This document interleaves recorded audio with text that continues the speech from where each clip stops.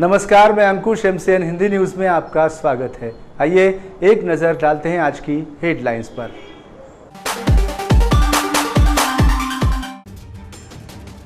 मराठा आरक्षण को supreme court का स्थगन। रिया चक्रवर्ती और कंगना रनावत के झमेले में मशगूल राज्य सरकार ने आरक्षण का पक्ष मजबूत नहीं रखा। मराठा संगठनों ने नांदेड़ में किया केंद्र राज्य का विरोध। राज्य सरकार को विफल बताकर सांसद चिखलीकर ने कहा, आज का दिन काला दिवस।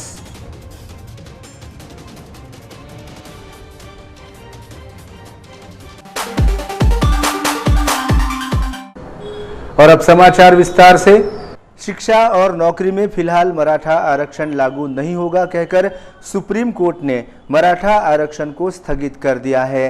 इसको केंद्र और खासकर राज्य सरकार जिम्मेदार है, ऐसा आरोप लगाते हुए बुधवार 9 सितंबर को मराठा समुदाय के विभिन्न संगठनों ने नांदेड़ में विरोध प्रदर्शन किया। आने वाले समय में आंदोलन उग्र करने का इशारा दिया गया है।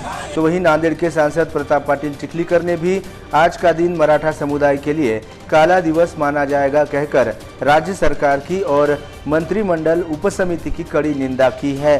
सुप्रीम कोर्ट में आज मराठा आरक्षण पर सुनवाई की गई, जिसमें मराठा आरक्षण के शिक्षा और नौकरियों में आरक्षण को लेकर अमल को स्थगित कर दिया। इससे अखिल भारतीय छावा सकल मराठा आंदोलन सहित सभी संगठनों ने नाराजगी व्यक्त की। राज्य भर के साथ ही नांदेड़ में भी छत्रपति शिवाजी महाराज प्रतिमा के पास विभिन्न मराठा संगठनों ने महाविकास आघाड़ी सरकार की कड़ी निंदा करते हुए विरोध प्रदर्शन किया। केंद्र और राज्य सरकार के खिलाफ जोरदार नारेबाजी की।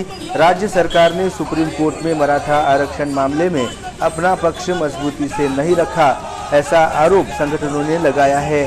साथ ही रिया चक्रवर्ती और कंगना रनावत के झमेले में राज्य सरकार पूरी तरह से व्यस्त होने से उसे मराठा आरक्षण पर ध्यान देने को समय ही नहीं मिला, ऐसा भी आरोप लगाया गया।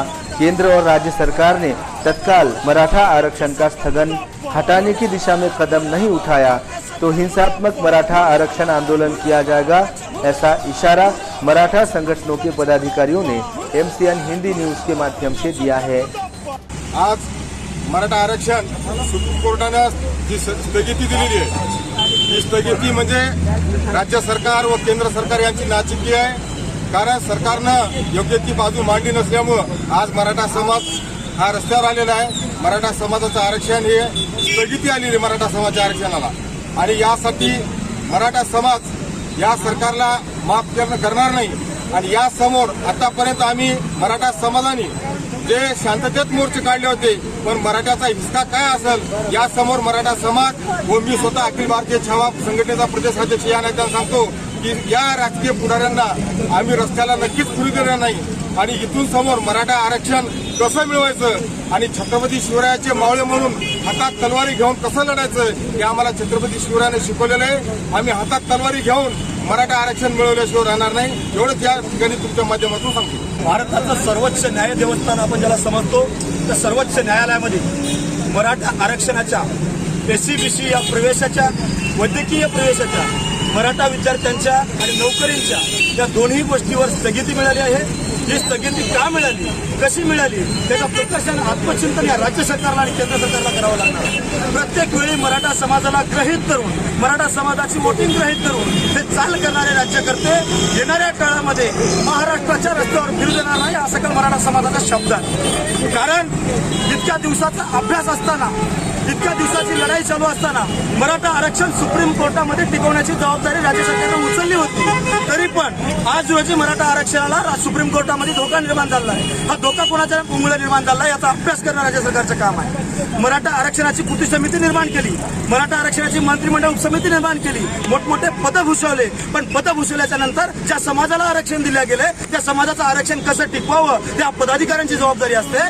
परंतु या रिया चक्रवर्तीच्या आणि कंगना रनावतच्या मॅटरमध्ये हे सरकार पूर्णपणे मग्रूर आहे आणि पूर्णपणे गुंग असताना मराठा आरक्षणासाठी जावाचा वेळ दिला नाही, म्हणून मराठा आरक्षणाकडे सपशेल यांचं दुर्लक्ष झालं आहे, हा आमचा सकल मराठा समाजातील आरोप आहे। या सरकारला या ठिकाणी सांगू इच्छितो, मराठा समाजाच्या सर्व सामाजिक संघटना, सर्व मराठा समाज, तळागाळातला उठलेला मराठा समाज मूक मोर्चाच्या नावानं रस्त्यावर उतरला होता. पण येणाऱ्या काळामध्ये जर या आरक्षणाची स्थगिती उठली नाही तर हाच मराठा समाज रस्त्यावर उग्र रूप धारण केल्याशिवाय राहणार नाही. या ठिकाणी मला असं सांगा वाटतं, जर येणाऱ्या काळामध्ये राज्य सरकार आणि केंद्र सरकार या दोन्ही सरकारने मिळून जर का मराठा आरक्षणाची बाजू मोकळी केली नाही तर येणाऱ्या काळामध्ये मराठा समाजाचा एकही कार्यकर्ता एकाही मंत्र्याला रस्त्यावर फिरू देणार नाही. या ठिकाणी प्रकाशाने सांगू शकतो.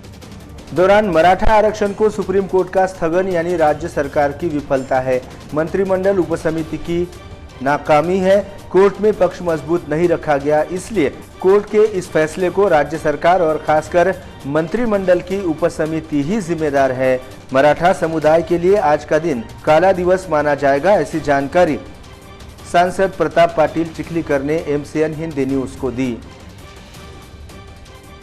सर्वोच्च न्यायालयाने आज मराठा आरक्षणाच्या संदर्भात स्थगिती दिल्यामुळे मराठा समाजासाठी हा आजचा काळा दिवस आहे. राज्य शासनाच्या नाकर्तेपणाचा फटका मराठा समाजातील मुला मुलींना बसणार असून कधीही भरून न निघणारे नुकसान झालेले आहे. राज्य शासनाने आता आरक्षणासाठीचा अध्यादेश काढायला हवा. आरक्षण या संदर्भात जी उपसमिती महाराष्ट्र शासनाने नियुक्त केली होती त्या समितीने वेळीच पाठपुरावा केला असता तर ही वेळ आली नसती. मराठा समाजातील अनेक संघटनांनी या उपसमितीच्या संदर्भात आक्षेप देखील घेतले होते, परंतु माननीय देवेंद्रजी फडणवीस माजी मुख्यमंत्री आणि विरोधी पक्ष नेते यांनी जे मराठा समाजाला आरक्षण देऊन न्याय देण्याची भूमिका घेतलेली होती त्या भूमिकेला विरोध म्हणून म्हणा किंवा त्याला कुठलं समीकरण जोडायचं जोडा, या उपसमितीने पाठपुरावा केलेला नाही. म्हणून आजच्या इतिहासात मराठा समाजासाठी काळा दिवस म्हणून नोंद होईल एवढं मला या निमित्ताने सांगायचं आहे. शासनाने मराठा समाजाच्या आरक्षणाच्या संदर्भातला अध्यादेश त्वरित काढण्याची कारवाई करावी एवढी अपेक्षा या ठिकाणी व्यक्त